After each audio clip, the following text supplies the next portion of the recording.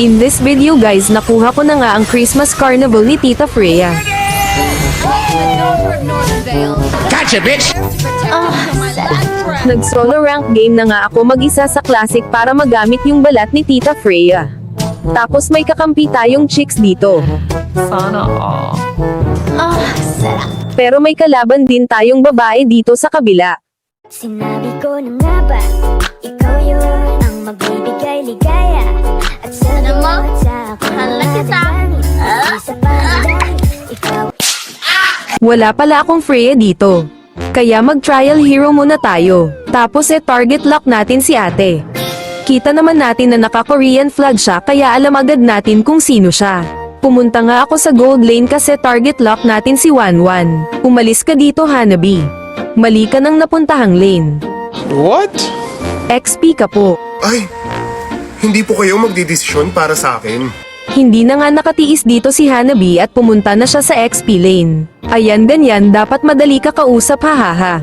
Nakakasama ng loob? At dito nga nakatapat ko na si ate mo Wanwan. At na first blood ko siya. Mabuti na lang ako nakauna sa'yo. Bastos ka!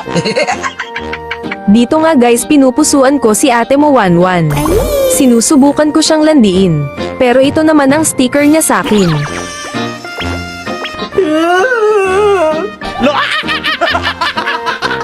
Tapos dito bigyan ko sana siya ng kiss kaso nakalipad lang siya. Sobrang hirap target lock nito, ewan ko ba kung tama ba ang wrong decision ko hahaha. Nahirapan nga ako mag-target lock dito. Ako pa ang nabibigyan niya dito. Baligtad yata ito guys. Ako yung na-target lock. Kaya tanong sa akin ni Wanwan kung kaya ko pa. Ang angas mo ah! Tapos ito naman sinabi ko sa kanya.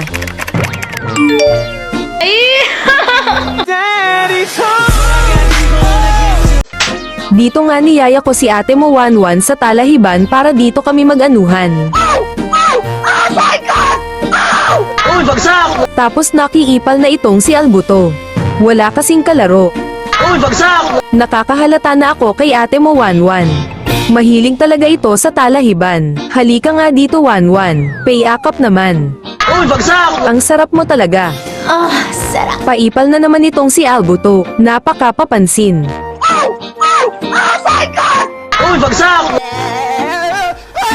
Uy, bagsak! Sabi dito ni Albuto game na daw. Tapos sabi ni Alpha kanina pa daw game hahaha. Tapos warning one hit daw sabi ni Albuto. Tapos ito naman ang nangyari. Uy, bagsak! Takin na mo! Hahaha one hit niya yung hangin. Gusto yata magpatawa ng kumag na ito hahaha. Dito magpapapatay sana ako kay ate mo Wanwan para pamasko ko na sa kanya. Kaso ng KS naman yung alien niyang kasama. Tapos akala ko end na ng kalaban yung laban pero ito nangyari.